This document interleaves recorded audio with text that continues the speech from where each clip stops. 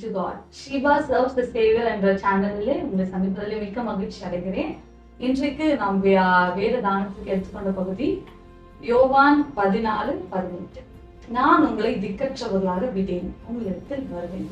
இந்த வசனம் இந்த சூழ்நிலைக்கு மிகவும் பொருந்துகிறது. ஏன்னா எங்க பார்த்தாலும் மரண ஓலங்கள், பயங்கள், திகில்கள் சூழ்ந்திருக்கிற இந்த நாட்களிலே தேவன் நம்மை பார்த்து சொல்கிற ஒரு வசனம், உங்களை திக்கற்றவர்களாக விடேன், உங்களிடத்தில் வருவேன்.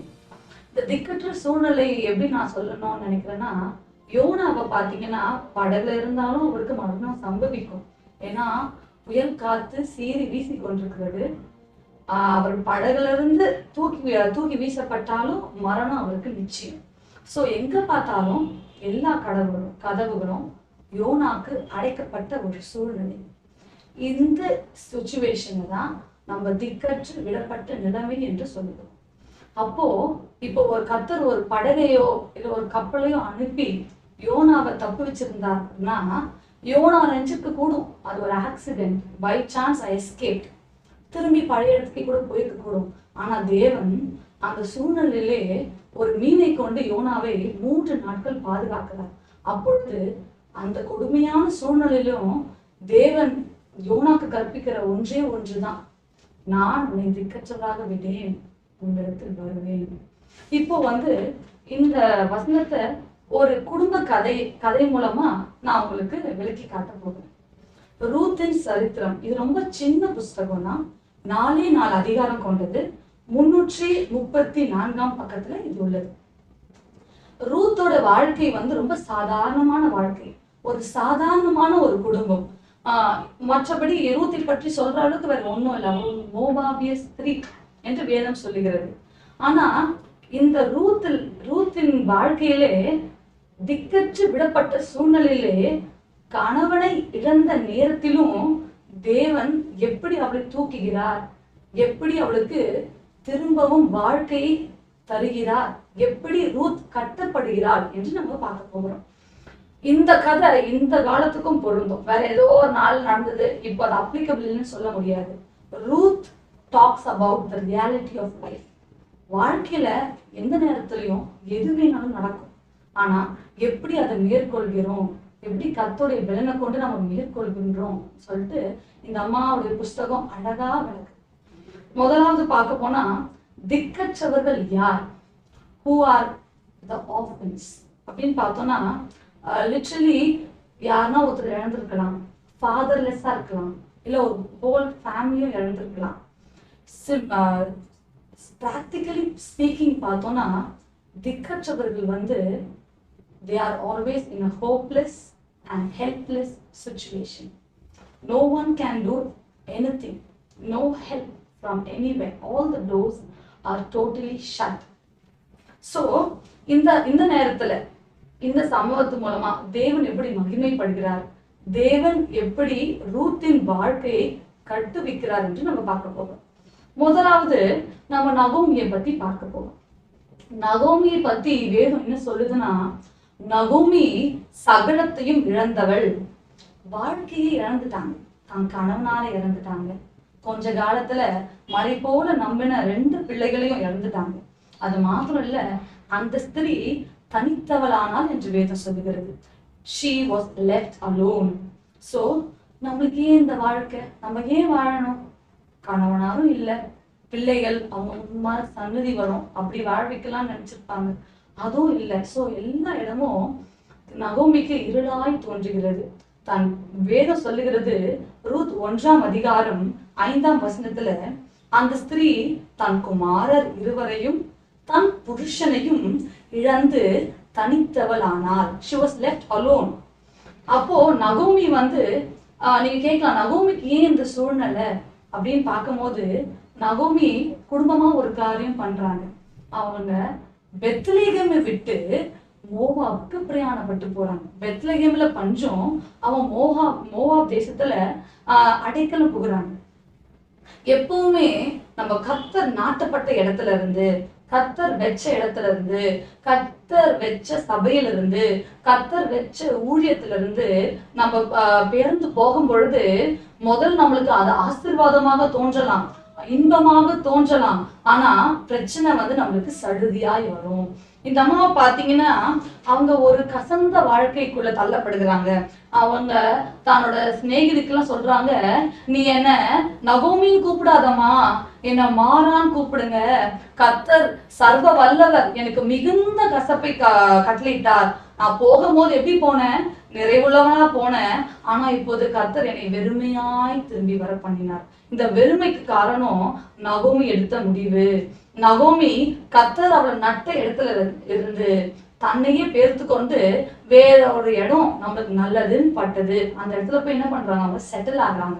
செட்டில் ஆயிட்டு முதல் கணவனார் இறந்தாங்களே, அப்பனாச்சும் அவங்க அந்த இடத்த விட்டு வந்திருக்கலாம். அப்பவும் என்ன நினைச்சாங்க, சரி it's by accident, I still live here அப்படின்னு நினைச்சு என்ன பண்றாங்க, பிள்ளைகளுக்கு கடவுள் சொன்ன காரியத்துக்கு விரோதமா மோவாபிய பெண்களை கொல்றாங்க. அவங்கதான் ஒர்பால் ரூத் என்று வேதம் சொல்லுகிறது. தான் இரு மகன்களுக்கும் ஒர்பாலையும் ரூத்தையும் திருமணம் செஞ்சு வைக்கிறாங்க. அப்படியே வருஷங்கள் உருண்டோடுது. She didn't realize a mistake. She uprooted herself from the place God has placed her. அப்ப என்ன ஆகுதுன்னு பாத்தீங்கன்னா, சடுதியாக காரணம் இல்லாமல் 2 மகன்களும் அப்படியே மறிக்கிறாங்க. அப்போதான் நகோமிக்கு உணர்வு வருது. அப்போ நீங்க நல்ல வேதத்தை பாத்தீங்கன்னா, வேதத்துல ரூத் 1ஆம் அதிகாரம் 6வது வசனத்துல கர்த்தர் தம்முடைய ஜனங்களை சந்தித்து அவர்களுக்கு ஆகாரம் அருளினார் என்று அவள் மோவாபிய தேசத்திலே கேள்விப்பட்டாள். அப்போ இது இப்ப நம்ம எடுத்துக்கலாம், மோவாபில் இருக்கும் பொழுதும் நமக்கு கர்த்தருடைய சத்தம் தொனிக்கும். பரிசுத்த ஆவியானவர் நமக்குள்ள இருந்து பேசுவாரு. அப்போ she made a decision. என்ன டிசிஷன்னா, I will leave this country and go back. I will go back அப்படின்னு சொல்லி என்ன பண்றாங்க, அப்போதான் அவங்க புத்தி வந்து இங்க இருந்து பெத்லகேமை நோக்கி போறாங்க. போகும்பொழுது அவங்களுக்குள்ள யார் வரா, 2 மருமக்கள், ஒர்பால் ரூத். அப்போ அவங்க பாக்குறாங்க, நம்ம தேவனை அறிஞ்சிருக்கிறோம், இந்த பெண் பிள்ளைகள் எப்படி இருப்பாங்களோ சொல்ல முடியாது, இவங்களை வாழ்க்கை தேடி வைக்கிற அளவுக்கு நான் பெரிய ஆள் இல்லை, எல்லாத்தையும் இறந்துட்டேன், இனிமேல என் கொஞ்ச காலத்தை நான் கர்த்தர் என்னை வைத்த இடத்துக்கு போய் நான் மறிப்பேன்னு சொல்லி கிளம்பும் போது அவங்க சொல்றாங்க, மக்களே திரும்பி போங்கள், உங்களுக்கு புருஷர் ஆகும்படி நீ எனக்கு பிள்ளை பெருக்குமோ அப்படின்னு சொல்றாங்க. அப்போ இதை கேட்டு 2 பேரும் அழுகுறாங்க. 2 பேரும் உங்க கூட தான் வருவோன்றாங்க. ஆனா நகோமி is talking the real fact. Please go, I can't get you married nor I can get kids for you, so you better go back to your hometown. அப்படி சொல்லும் போது 2 பேர், ஒன்னு ஒர்பால் ஒன்று ரூத். இந்த ஒர்பால் என்ன பண்றாங்கன்னா யோசிச்சு பாக்குறாங்க, ஆமா தானே இந்த தேவனை இவங்க தேடுனாங்க, இவங்க வாழ்க்கையை இழந்துட்டாங்க, இவங்களை பிறகு போனா எனக்கு எதனா கிடைக்கும் சொல்ல முடியாது, கிடைக்காமலும் போகலாம், நம்ம வீட்டுக்கே போவோம்னு சொல்லி she backslided. அவங்க போற நோக்கம் ஒண்ணுதான், பெத்லகேம் நோக்கி தான். ஆனா பாதி வழியில நீங்க பாக்குறீங்க ஒர்பால் திரும்பி போறான். ஆனா இன்னொரு மருமகன் அவங்களுக்கு இருக்கிறாங்க, அவங்கதான் Ruth. she decided not to turn back. Moab தேசத்துக்கு நான் போக கூடாது, இந்த தேவனை நான் பற்றிக்கொள்ள போறேன்னு உறுதியா இருந்தாங்க. அப்ப என்ன சொல்றாங்கன்னா, ரூத் 1ஆம் அதிகாரம் 16ஆம் வசனம், நான் உம்மை பின்பற்றாமல் உம்மை விட்டு திரும்பி போவதை குறித்து நீர் என்னோட பேச வேண்டாம், நீர் போகும் இடத்திற்கு நானும் வருவேன், நீர் தங்கும் இடத்தில் நானும் தங்குவேன், உம்முடைய ஜனம் என்னுடைய ஜனம், உம்முடைய தேவன் என்னுடைய தேவன், நீர் மரணம் அடையும் இடத்தில் நானும் மரணம் அடைந்து அங்கேயே அடக்கம் பண்ணப்படுவேன், மரணமே அல்லாமல் வேறொன்றும் உம்மை விட்டு என்னை பிரித்தால் கர்த்தர் அதற்கு சரியாகவும் அதற்கு அதிகமாகவும் எனக்கு செய்ய கடவர் என்று வாக்குரைக்கிறாங்க. இந்த வாக்கு நகோமி கேட்டாங்களோ இல்லையோ, கர்த்தர் கேட்டார். நகோமியோட தேவனை தான் தேவனா ரூத் எடுத்துக்கொண்டாங்க.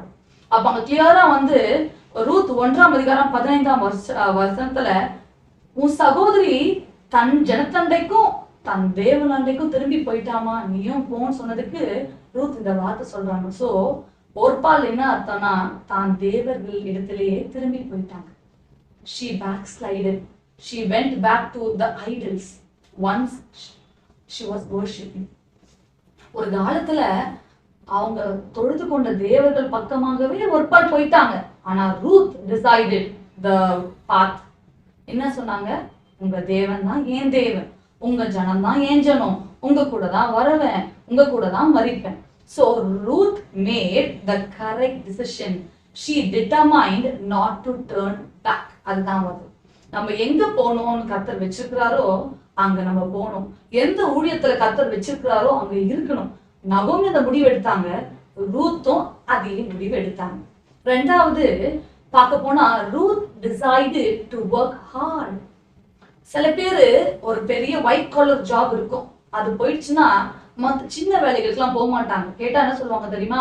ஐயோ என்னால முடியாதுப்பா, நான் அங்க வேலை பார்த்துட்டேன், இங்கெல்லாம் என்னால வேலை பார்க்க முடியாது, கொஞ்சம் சம்பளமா, ஐயோ என்னால முடியாது. சோ இதுதான் மக்கள் பண்ற பெரிய தவறு. இது மூலமா வீட்டுக்கு ஒரு பெரிய இழப்பு. ஏன்னா அந்த மாதிரி வேலைக்கு தான் போவேன், மற்ற வேலைக்கு போக மாட்டேன்னு சொல்லிட்டு தே லூஸ். அதுதான் தப்பு. ஆனா ரூத் பாருங்க, தாங்க வாழணும், நகோமியும் அவங்களும் வாழணும். சோ அவங்களுக்கு என்ன வேலை கிடைக்குமோ அது செய்யலாம். ஒரு வயல்ல போய் என்னால முடிஞ்சது, மாமியாருக்கும் எனக்கும் கதிரை பொறுக்கணும், அவ்வளவுதான். Simple. She decided to do what comes along her way. என்ன பண்ண முடியும் என்னால, அதை நான் பண்ணுவேன், கண்டிப்பா பண்ணுவேன்னு சொல்லிட்டு ஒரு வயல் வெளியில போய் காலம் முதல் காத்துட்டு இருக்காங்க. அப்போதான் வயல் வேலைக்காரர்கள்லாம் வேலை முடிச்சு போக போக இவங்க என்ன பண்றாங்க, பின்னாடி போடி இந்த ஒரு நெற்கதிரா பொறுக்கிட்டு இருக்காங்க. இந்த மாதிரி she did what she can, she did what she could do. நம்ம கூட ஊழியத்தின் பாதையிலும் சரி இல்ல ஒரு திருச்சபையிலும் சரி நம்மளால என்ன முடியுமோ அது பண்ணணும். பெரிய காரியங்களுக்கு ஆசைப்படக்கூடாது. கர்த்தர் நம்மளுக்கு சின்னதுல தான் கற்பிப்பார். யாரும் எடுத்த உடனே ஷைன் பண்ண முடியாது. வாழ்க்கையிலும் சரி, வேலையிலும் சரி, ஊழியத்திலும் சரி. You must allow God to choose his path. கர்த்தரோட வழிய அவர் நிர்ணயிக்கட்டும், அந்த வழிக்கு நம்ம அவாய்ட் பண்ணி போகணும். நம்ம இப்படிதான் பண்ணுவேன் அப்படிதான் பண்ணுவேன்னு போனா it will be total mess. So Ruth என்ன நடக்குதோ வாழ்க்கையில என்ன வருதோ அதுக்கு தங்களை ஒப்பு கொடுத்தாங்க, தன்னால இயன்றதை அவங்க செஞ்சாங்க. அப்போதான் என்ன பண்ணுது, அங்க வயல்காரன் போவாஸ் கண்களில அவங்களுக்கு ஒரு தயவு உண்டாகும். போவாஸ் பாக்குறாரு, யார் இந்த பெண் பிள்ளை, இந்த பெண் பிள்ளை யாருடையவள் அப்படின்னு கேக்குறாங்க. இவன் நகோமி கூட வந்த மோவாபிய பெண் பிள்ளை, காலமே துவங்கி இங்கே காத்திருக்கிறாங்க அப்படின்னு சொல்லி போவாஸுக்கு ஒரு ரிப்ளை வருது. அப்போ பாத்தீங்கன்னா இப்போ நம்ம கொஞ்சம் கொஞ்சம் நம்மளால இயன்றது செய்யும் பொழுது போவாஸ் யாருன்னா நம்மளோட ஆவிக்குரிய ரீதியில பார்த்தா நம்மளோட தேவன் இயேசு கிறிஸ்து, அவர் கண்ணுல நமக்கு தயவு கிடைக்கும். இந்த பெண் பிள்ளை தலை இயன்ற சின்ன வேலையை ஒழுங்கா செய்யறாளே அப்படின்னு போவாஸ் உற்று நோக்குறாரு. அதே போல தேவாதி தேவனும் கொடுத்த இடத்துல அவன் ஆட்டப்பட்டிருக்கிறா, கொடுத்த வேலையா ஒழுங்கா செய்யறா அப்படின்னு சொல்லி அவருடைய பார்வையின் கதிர்கள் நம்ம மேல படும். அப்போ மூணாவது என்ன பார்க்க போறோம்னா obedience and patience of Ruth. ரூத்தை பாத்தீங்கன்னா தான் மாமியார ரொம்பவா நேசிச்சாங்க. ரூத் மாமியாருக்கு இருக்கிற ரிலேஷன்ஷிப் மிகப்பெரிய ஒருத்தர் மேல இருக்கிற அன்பு. முதல் பாத்தீங்கன்னா தேவன் சொன்னது போல, இயேசு கிறிஸ்து சொன்னது போல 2 கற்பனைகள் தான். தேவனை முழு இதயத்தோட ஆராதிக்கணும், தொழுது கொள்ளணும். ரெண்டாவது லவ் ஒன் அனதர். அதை ரூத் கடைபிடிச்சாங்க. முதலாவது தேவனை தன் தேவனா கொண்டாங்க, வைராக்கியமா தேவனை பற்றி கொண்டாங்க. ரெண்டாவது தன் அயலகத்தை, தன் மாமியார் யாருமே இல்லை அவங்களை நேசிச்சாங்க. சோ இதுதான் தேவன் கண்களில பிரதானமாய் தோன்றினது.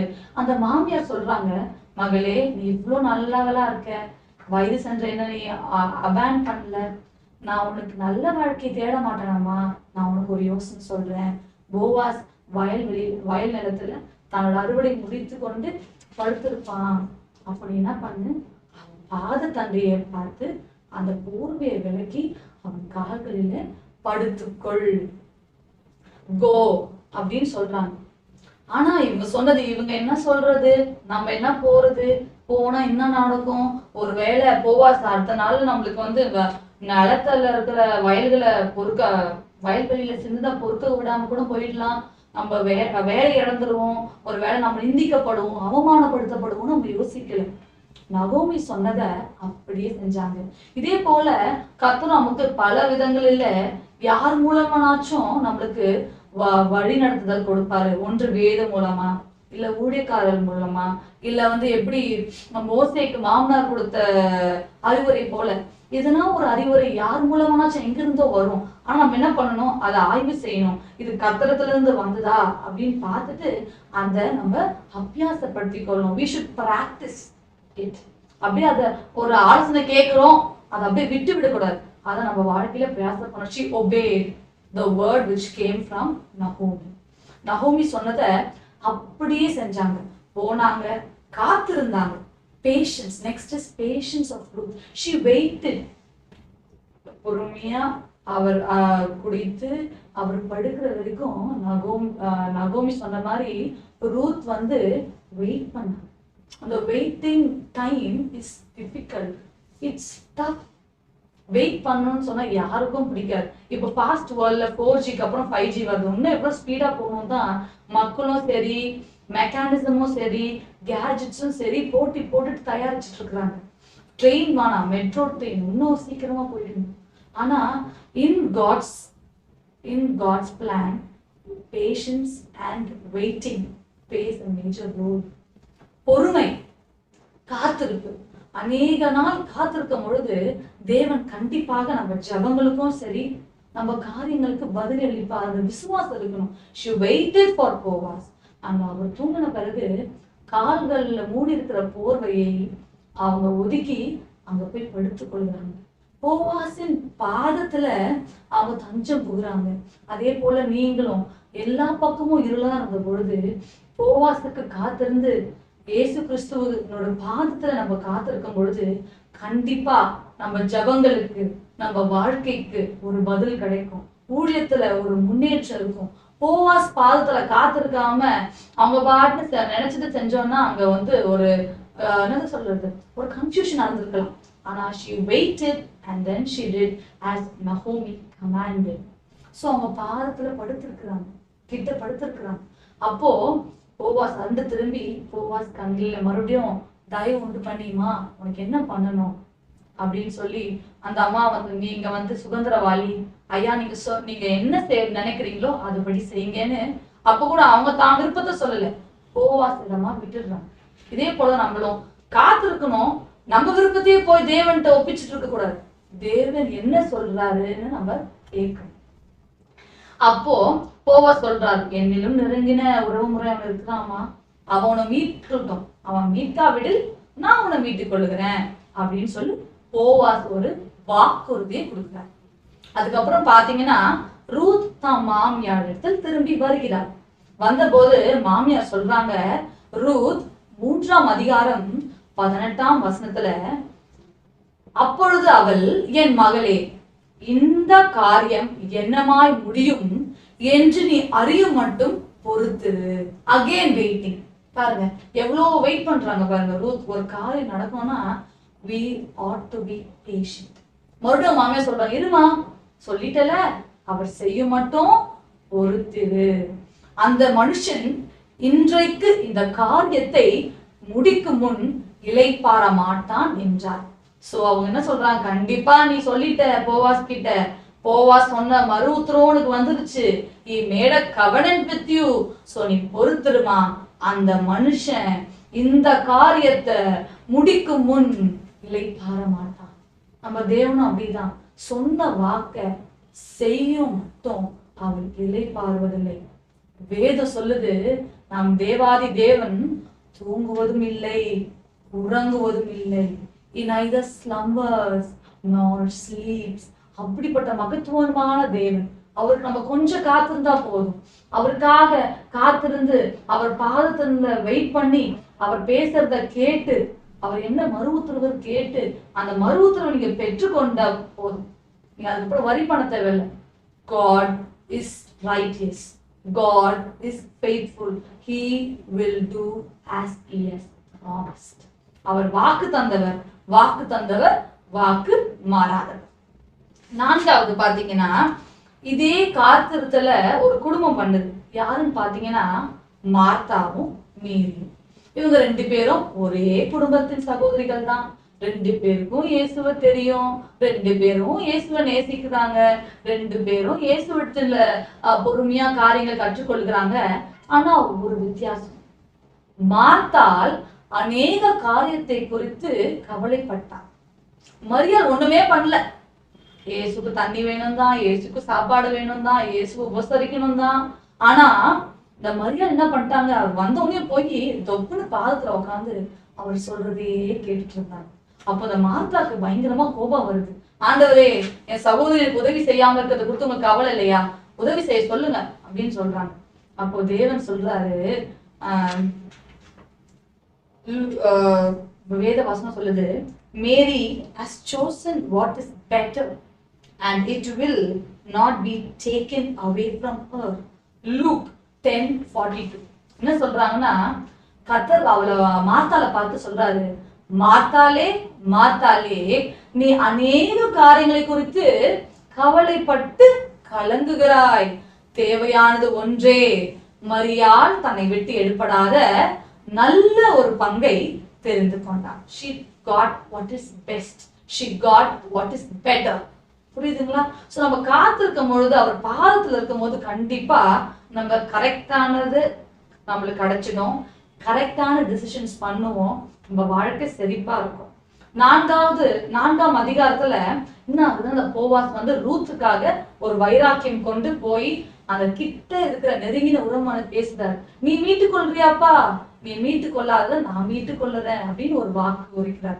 அப்போ அந்த சுதந்திரவாளி, நான் மீட்க மாட்டேன், நீங்க மீட்டுக் கொள்ளுங்க. அப்போ போவாஸ் ரூத்துக்கு கொடுத்த வாக்கு மூலமா அவங்க என்ன பண்றாரு, தன் மனைவியாக ஏற்றுக்கொள்கிறார், ரூத்தை மீட்டுக் கொள்கிறார். இதே போல நமக்கும் ஒரு மீட்பர் உண்டு. அவர் பேர் இயேசு கிறிஸ்து.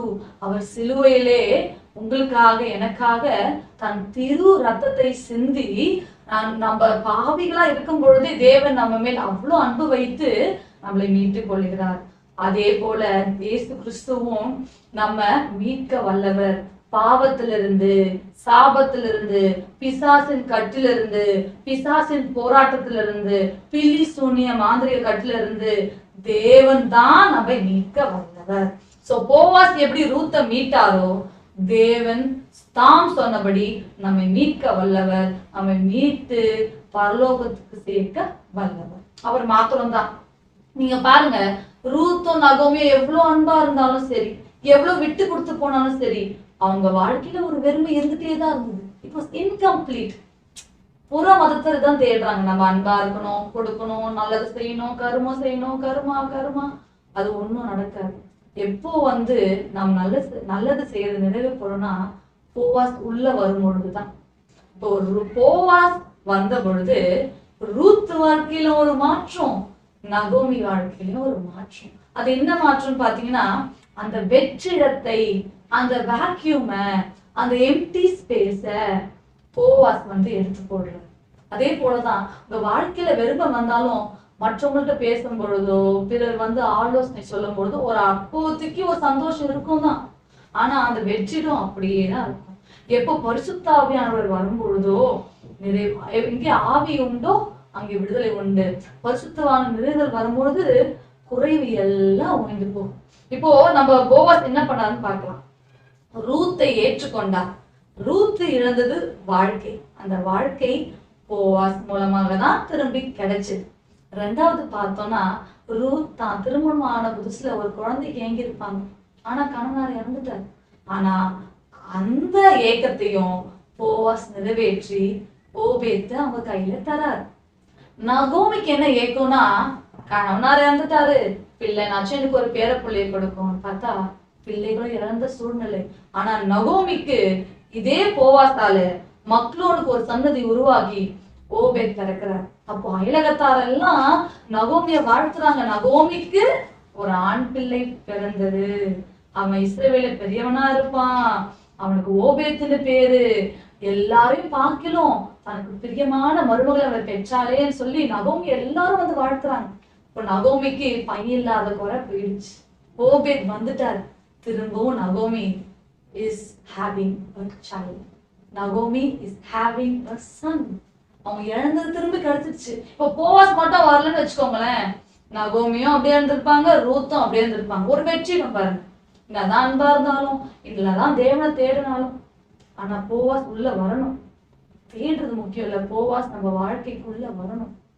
வந்தபோது பாத்தீங்கன்னா வாழ்க்கை இவங்களுக்கு குழந்தை இல்லாத ஆஃபனா ஆன, ஃபாதர்லெஸ்ஸா ஆன, வெற்றிடமா இருந்த, வெறுமையா இருந்த ஒரு காலத்துல சர்வ வல்லவர் என்னை கிளேசப்படுத்தினார், நான் நிறைவுள்ளவனாய் போனேன், திரும்பி கர்த்தரை வெறுமையாய் வர பண்ணினார், எனக்கு யாரும் இல்லையே கலங்கின நகோமிக்கு ஓபேத் என்று ஒரு ஆண் பிள்ளை பிறந்தது.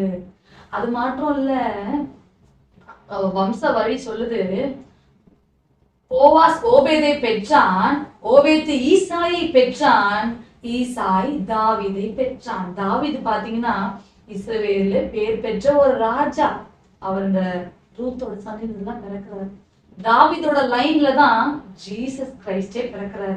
அப்போ ஜீசஸோட ஜியாலஜில பாத்தீங்கன்னா அவரோட பிறப்பு அந்த உரிமம் எழுதப்படுறதுல இயேசு கிறிஸ்துவுக்கு முன்னோடியாக ரூத் இடம்பெறார்.